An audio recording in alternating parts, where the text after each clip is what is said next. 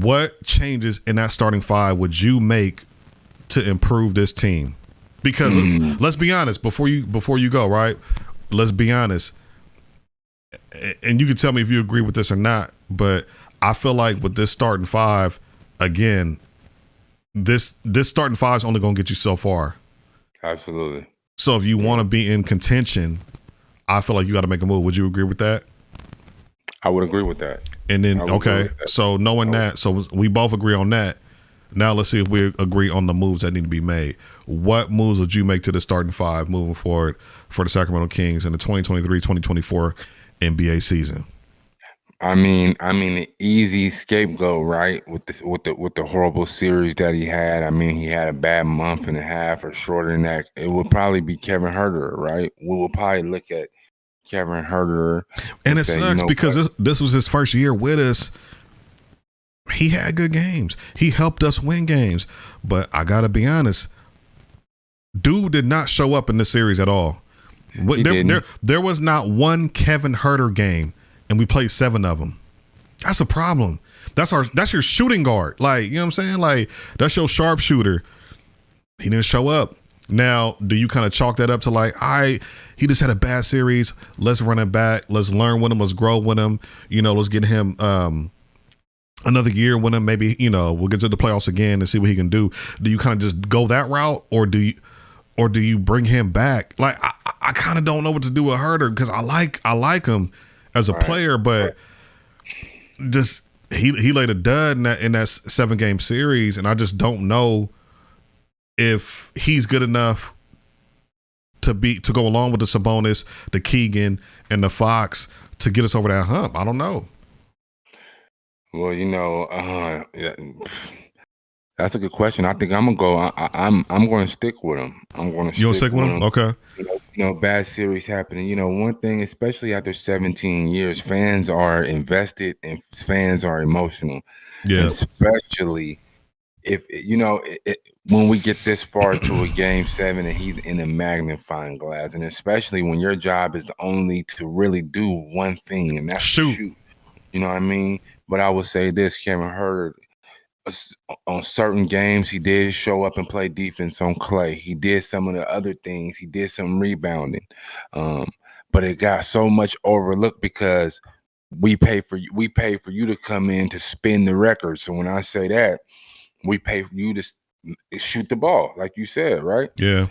So, I mean, I'm going to bring him back. You know what I'm saying? Maybe we can go into All-Star break. Maybe we can get some consistency. But I'm not coming off a Huerter for nothing. Okay, like, I'm not. And maybe that's still kind of leftover. Emotions from that game 7. Because I mean, as I'm sitting here as you're talking, I'm looking at the stats right from that game 7. The Kings put up 100 points. I think we averaged about 112-ish around there for the season. All right, so that's not too far off our average. I mean, yeah, it is, but not too far. Golden State scored 120, bruh. So I'm looking at these scores or the points, the box score. Okay. Curry had 50. Nobody else on the team had 20.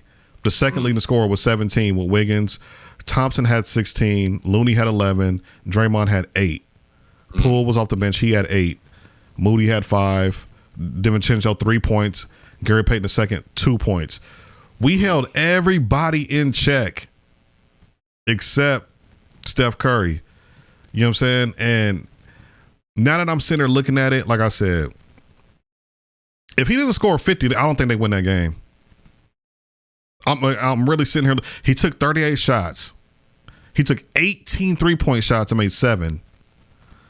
I mean, but the also game too, wasn't even close. The game was. But Looney had 20. It was until the third. The first half was close. The first half. Yeah. I wish I could see the quarterback. I'm on ESPN side. I don't know. I want to say was we up 2? What the fuck? I want to say we was. I want to say. They coming? People coming? Let me know. Bro, it's an earthquake? What? All right, y'all. So We So just had, yeah, we're gonna we just had to edit that real quick. Now we just had a crazy earthquake. I don't know if y'all saw me react. My chair was shaking. I don't even know what to do next. I think we was talking about roster moves or whatever. So you said you would keep Huerter. Now that means not re-signing Harrison Barnes for you. Cause we know, cause we said we got to make a change in that starting lineup, or do you move Keegan to the 6th man? Like what would you do to improve the starting lineup? What if you're GM, you Monty McNair, what do you do? Again, I'm not letting Harrison go for anything, right? We're not letting him go for just for a can of pork and beans. We're not doing that. But if I can upgrade at that position, I would love to. I love you, Harrison Barnes. Pause. Hey, I don't want to, but I feel like we can get better at that position. But that position is so thin to fill. You know what I'm saying? Yeah. Where we can't bring anybody in just because we feel like, you know what, the time has served this purpose. So you feel like he served his purpose? Do you feel like it's time to move on from Harrison? Or do you keep him and kind of have him like take a lesser role, maybe 6th man? You know what? I really want to say this. I think Harrison may grow from this. I think Harrison may come back next season and maybe, you know what, maybe he grows from this situation. I feel like, especially after that buzzer beater shot that he did miss, I feel like it did have a little effect on his game mentally after that shot. Yeah. But I don't know. You know, that's a great decision. I think I need a couple weeks, just like Monty may figure it out. We're going to revisit it, you know, because we got a long summer ahead. We're only in the second round of the playoffs. We ain't even hit the conference finals or the finals yet. So, and then we got the draft coming up, you know, so we got a lot of things coming up. It's going to be trades. It's going to be free agents. But if you ask me, so you need a couple weeks. I'm going to say what I would do. My initial ideas real quick, right? I know Kyle Kuzma is going to be a free agent. If I'm Monty McNair, I'm doing my due diligence. I'm going to holler at his agent and be like, hey, okay, why don't you come in, take a look around the facility. Let's have a meeting. Let's talk. Maybe meet some of our players. Have, you know, talk to Sabonis, talk to Fox, even Keegan. Keegan's going to be here a while. We plan on keeping him for a while. Let's see if there's chemistry. Maybe get a little run. Maybe get a little pickup run. Go out to dinner. Let's just see like if something's there, right? But now, yeah. So Khris Middleton is a free agent. I would definitely look at him. I think Porzingis. I think he's a restricted free agent, but I don't know. I don't know if I would look at him. I feel like he's kind of done at this point in his career. Kevin Love, Vucevic.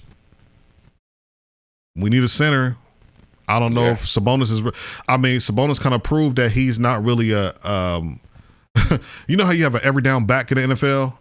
I feel like he's not like a every play center. Like a, you know what I'm saying? He's not an every team center. Like against Looney, he was getting, you know, torched. You know what I'm saying? I Jokic, like those bigger guys. I feel like you need like 7 foot, just almost like a Lynn type build, but like somebody better than Alex Lynn. I don't want to knock him like that, but just somebody better. Maybe so Vucevic. You got Draymond Green out there, who probably will re-sign with the Warriors. You got Jeremy Grant, and it kind of slows up after that. Brook Lopez is out there. Kyle Kuzma, Kelly Oubre, Josh Richardson, Dillon Brooks, Dwight Powell. Any of those names kind of make you say, all right, like, or you just kind of like,